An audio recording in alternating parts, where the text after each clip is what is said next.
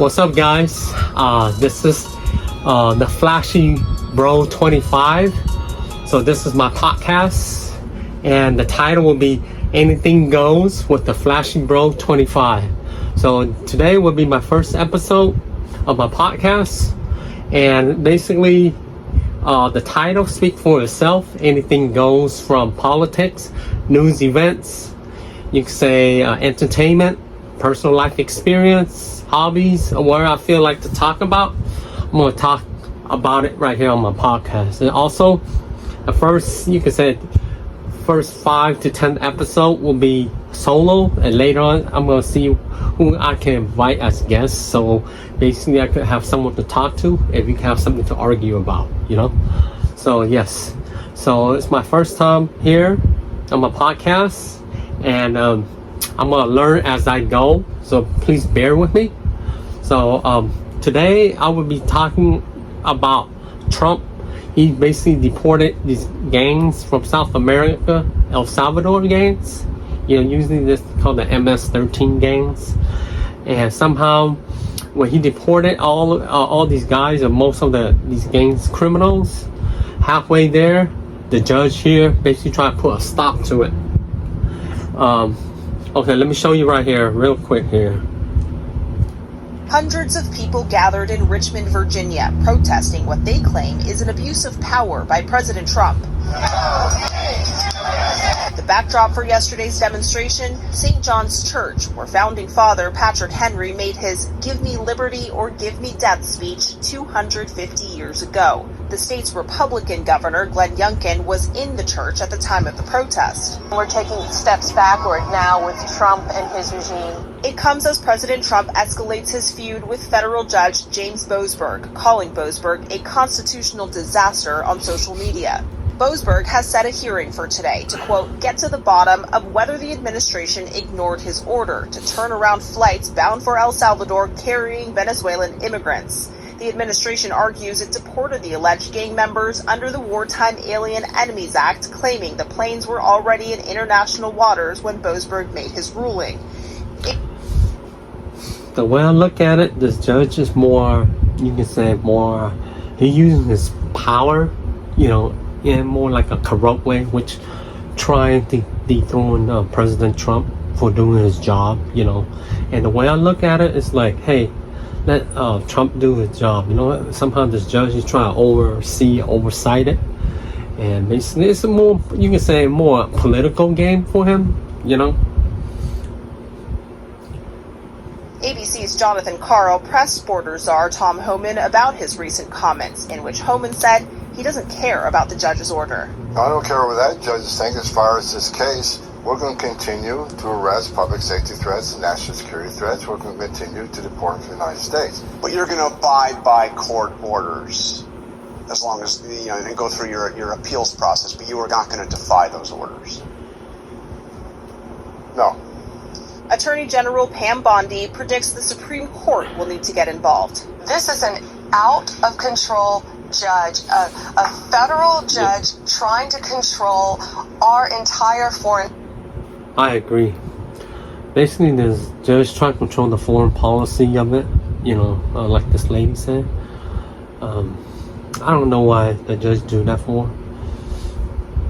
Policy, and he cannot do it. Meanwhile, the IRS is nearing a data sharing agreement with border officials, allowing the tax agency to share addresses of suspected undocumented immigrants with deportation authorities. Protesters back in Richmond making their voices heard. I believe that this is exactly the sort of thing Patrick Henry, Thomas Jefferson, George Washington would have been doing right now.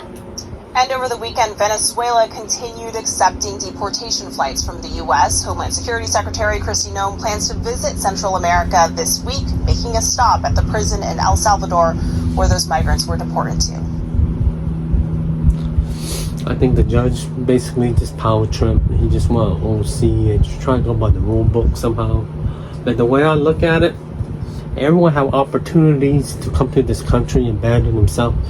However, these guys, these gangs, you know, not just from South America, every, you know, country, you know, like, look, man, you have the opportunity to come here to better yourself. to make money for school and all this stuff. This country give you so many opportunities. It's like an open gateway. Some people are willing to die just come here to better themselves. But these guys, they here already. They doing crime, doing dumb, stupid stuff. I don't feel sorry for them, And somehow the judge, the way I look at it, he try to go by the book, Constitution and all that stuff, break Constitution rules. I said sometimes you have to break the Constitution rules too, because some of these guys they have no more rights. The way I look at it, it's like, well, support give you rights when you have opportunity to better yourself, and you lose it yourself. It's a privilege, live in this country. The way I look at it, And anyways, now we're going to talk about, you can say, Stephen A. Smith. So last week, a couple weeks ago, he basically was confronted by LeBron James. Basically after the game, LeBron James came and confronted him, saying, hey, stop talking stuff bad about negative about my son. You can talk about me, but not my son, But yeah, let me show you the video right here. Give me a second here. We've been reporting all week on Donald Trump playing chicken with the federal courts, culminating with Donald.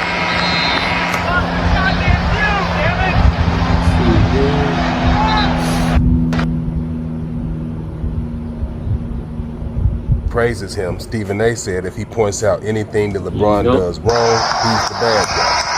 Well, Stephen A. Smith said he was contacted by LeBron James is mad after he was being honest about Bronny and LeBron James. Yep.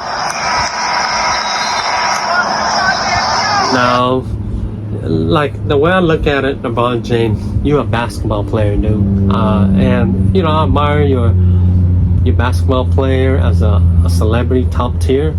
However, you gotta let Stephen A. Smith do his job. That's what he gets paid to do, to criticize, say a lot of stupid, dumb shit sometimes, You just gotta know how to handle the heat in the kitchen, But to a certain point, though, not in a disrespectful way, But he didn't really say anything much disrespectful, And let me see what Stephen A. have to say afterward. In 2022, Come on, man.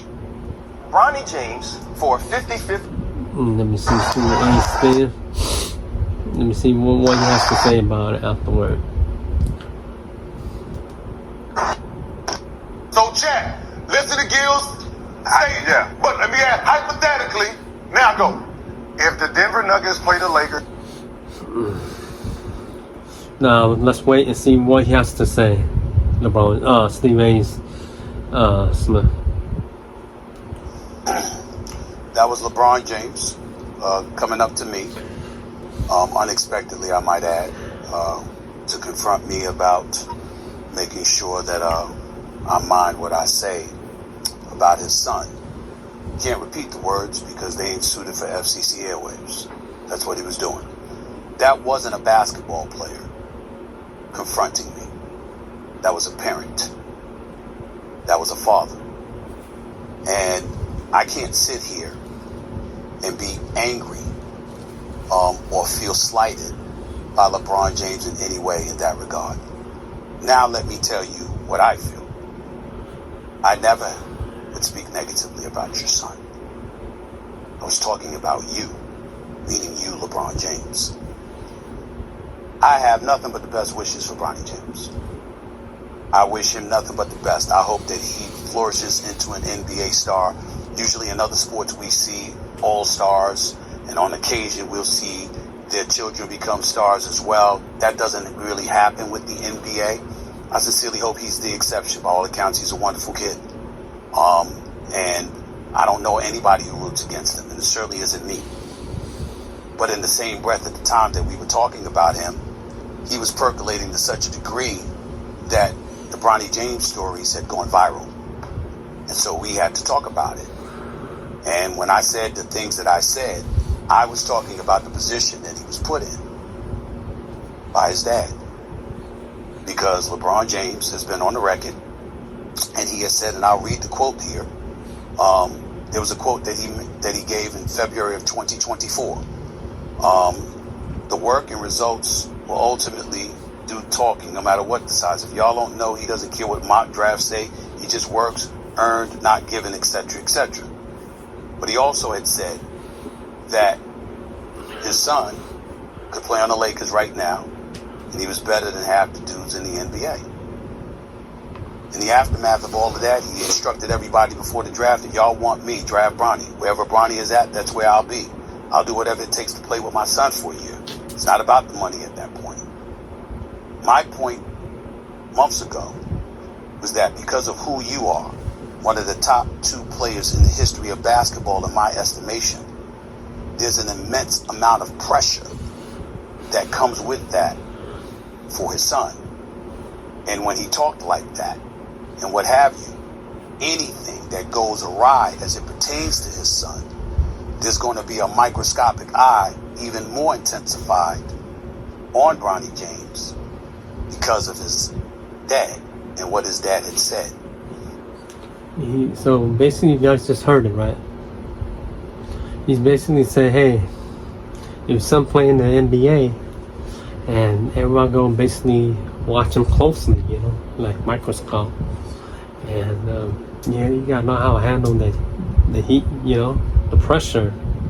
You know, you're gonna get criticized from everywhere, no matter what, good, bad, everywhere. You know, it's part of the nature of it. That was LeBron James coming up to me unexpectedly. I might. Yeah. So basically, that's what happened. The way I look at it, you know, like Stephen A. Smith, he shouldn't apologize for what, you know, he didn't really do.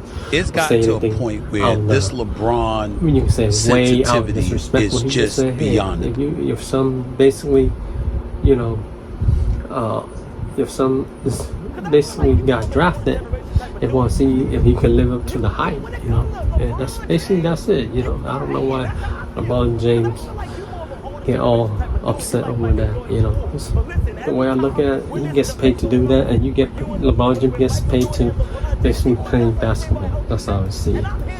So yeah. Anyways, this is my first episode. Yeah, I'm gonna learn the process. With my communication skills, I'm still trying to learn that part and how to say it in a correct way. I could use script, but I don't like using script because it sounds robotic, and also I won't sound natural. So yes, I'm gonna say how I feel, what's in my mind. Sometimes I might stutter here and there, or I get stuck. Please forgive me, bear with me. You know, I'm trying to learn the process. Everything, you know, I'm gonna do the podcast. It's gonna be a daily thing, you know, not just twice a week. I'm gonna do a daily thing. I'm gonna post right away, you know, because if I post old news next week or the following week, it'll be old news, you know, like nobody want to listen to that. It's old, you know. So I'm trying to keep everything current event as possible. But yes, like I mentioned, anything goes with the Flashy Bro. You know, anything goes. That's the name of the podcast with my name, the Flashy Bro. You know, the subject is basically a topic about anything on my mind that day, on the news, or I have personal experience I want to share. You know, and I'm learning the step as I'm speaking to you guys right now. And if you have any comments you want to suggest what I should do, say, or anything, please write in the comment section. I don't mind getting criticized. You know, when you get criticized, it makes you stronger and better, and you know yourself what you need to do to better yourself. And I don't mind taking circumstances. Yes. So, anyways, don't forget to subscribe to my podcast. Anything goes with the Flashy Bros 25. And I'll see you guys tomorrow. Thank you.